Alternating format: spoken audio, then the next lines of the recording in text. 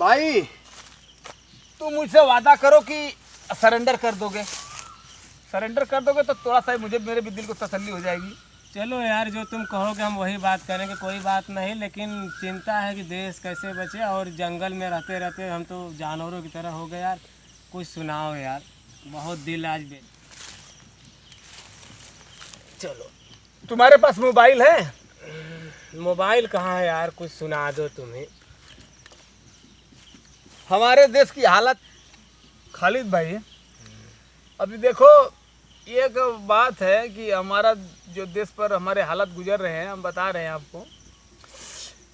और सोनवा कचिराई देसवा मारबा, सोनवा कचिराई देसवा मारबा। बेशक।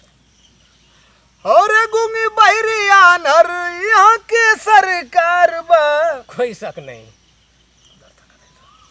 और गुंगी बहरिया नरी यहाँ के सरकार बा, सोनवा कचिराई देसवा मारबा, सोनवा कचिराई देसवा मारबा।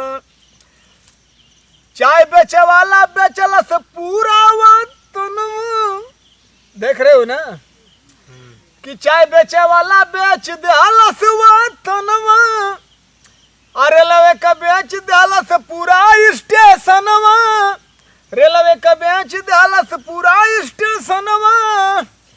अरे फैलल कोरोना भयल सब ही लाचार बा, सोनवा कचिराई देसवा हमार बा, अरे सोनवा कचिराई देसवा हमार बा। देश के जवानवन के करंजनवा का सौदा, कई के घोटाला भरा रुपया से हौदा।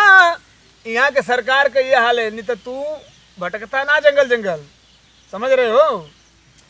करल जवानवन के जनवा का सौदा, कई के घोटाला भरा रुपया से हौदा। अरे चोरवन का जुड़ल विदेशियन से तार बा, सोनवा कचिराई देसवा हमार बा, सोनवा कचिराई देसवा हमार बा। अरे गुंगी बहरिया नरिया के सरकार बा, अरे गुंगी बहरिया नरिया के सरकार बा, सोनवा कचिराई देसवा हमार बा। आप जानते ही हो कि हिंदू मुस्लिम कई के कारावाला दंगा, अरे मऊत का नाच साले नाचला नंगा, अरे मऊत का नाच साले नाचला नंगा। कि हिंदू मुस्लिम करके करावाला दंगा, अब मऊत का नाच साले नाचला नंगा। अरे 15 लाख सब जो था कि 15 लाख का सब ही करत इंतजार बा, सोनवा कचिराई देसवा हमार बा। अरे देसवा का राजा बोलत झूठ धुआंधार बा, देसवा का राजा बोलत झूठ धुआंधार बा, सोनवा कचिराई देसवा हमार बा, अरे सोनवा कचिराई देसवा।